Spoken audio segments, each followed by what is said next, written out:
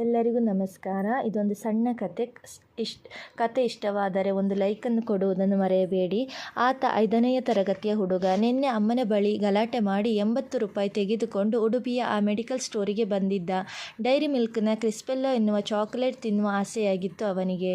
ದೂರದಲ್ಲಿ ಕಾಣುತ್ತಿತ್ತು ಚಾಕೊಲೇಟ್. ಆಸೆಯಿಂದ ಬಾಯಲ್ಲಿ ನೀರು ಬರುತ್ತಿತ್ತು. ಅಕ್ಕನಿಗೆ 1 ಪೀಸ್ ಕೊಡುತ್ತೇನೆ, ಉಳಿದದ್ದು ಇಲ್ಲೇ ತಿಂದು ಬಿಡುತ್ತೇನೆ ಎಂದು ಯೋಚಿಸುತ್ತಿದ್ದ ಆತನ ಮನಸ್ಸು.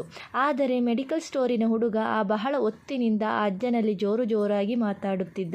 ನೋಡಿ ಅಜ್ಜ, ಈ ಇನ್ಹೇಲರ್ ಅಸ್ತಮ ಇರುವವರು ಬಾಯಿಯಿಂದ ಔಷಧಿ ಮೇಲೆ ಎಳೆದುಕೊಳ್ಳುವ ಚಿಕ್ಕ ಯಂತ್ರ.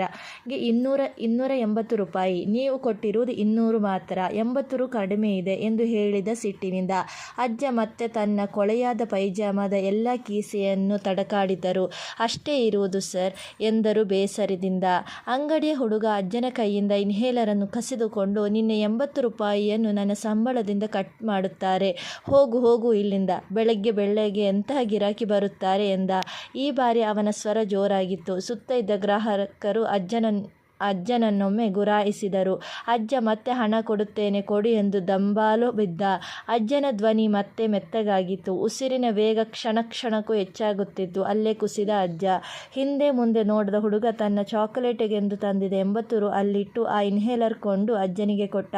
ಅಜ್ಜ ಅದಾಗಲೇ ನೆಲದ ಮೇಲಿದ್ದ ನಡುಗುವ ಕೈಗಳಿಂದ ಇನ್ಹೇಲರ್ ಓಪನ್ ಮಾಡಿದವನೇ ಕೈಯಲ್ಲಿದ್ದ ಕ್ಯಾಪ್ಸೂಲ್ ಅದರಲ್ಲಿ ಹಾಕಿ 3 ಬಾರಿ ಮೇಲೆ ಎಳೆದ. ನಿಧಾನಕ್ಕೆ ಅಜ್ಜನ ಶ್ವಾಸ ಸರಿಯಾಗಿತ್ತು. ಅಂಗಡಿಯ ಹುಡುಗ ಅಜ್ಜನ ಬಳಿ ಕೂತಿದ್ದರೂ ಅಜ್ಜ ಆ ಹುಡುಗನಲ್ಲಿ ಕೇಳಿದ, ನಿನ್ನೆ 80 ರೂಪಾಯಿ ನನಗೆ ಕೊಟ್ಟೆ, ಈಗ ನಿನಗೆ ಮರಳಿಸಲು ನನ್ನಲ್ಲಿ ಏನೂ ಇಲ್ಲ, ಏನು ಮಾಡುವುದು ಎಂದು ಅಜ್ಜನ ಮುಖದಲ್ಲಿ ಬೇಸರವಿತ್ತು. ಒಂದು ಕ್ಷಣ ಮೌನಿಯಾದ ಹುಡುಗ ನಗುತ್ತಾ ಹೇಳಿದ, ಇರ್ಲಿ ಬಿಡಿ ಅಜ್ಜ, ಅಮ್ಮ ಚಾಕೊಲೇಟ್ ತಗೋ ಎಂದು ಕೊಟ್ಟಿದ್ದರು. ಚಾಕೊಲೇಟ್ ತಿಂದು ಬಿಟ್ಟೆ ಎಂದು ಸುಳ್ಳು ಹೇಳುತ್ತೇನೆ. ಇದರಿಂದ ಅಮ್ಮ ಸ್ವಲ್ಪ ಬೈಯಬಹುದು, ಅಕ್ಕ 1-2 ಏಟು ಕೊಡಬಹುದು ಅಷ್ಟೇ ತಾನೆ. ಆದರೆ ಇಂದು ಆ 80 ರೂಪಾಯಿ ನಿಮ್ಮ ಜೀವ ಉಳಿಸಿದೆ. ಆ ಸಿಹಿ ಎದುರು ಈ ಚಾಕೊಲೇಟ್ ಏನೇನೂ ಇಲ್ಲ ಅಜ್ಜ ಎಂದವನೇ ನಗುತ್ತಾ ಮನೆಯತ್ತ ಓಡಿದ. ಅಲ್ಲೇ ಇದ್ದ ಅಂಗಡಿಯ ಹುಡುಗನಿಗೆ ಆ ಮಗುವಿನ ಮಾತು ಕಪಾಳಕ್ಕೆ ಬಾರಿಸಿದಂತೆ ಆಗಿತ್ತು. 80 ರೂಪಾಯಿ ಕಮ್ಮಿ ಇದ್ದರೂ ಅದನ್ನು ನಾನು ಕೊಡಬಹುದಿತ್ತು.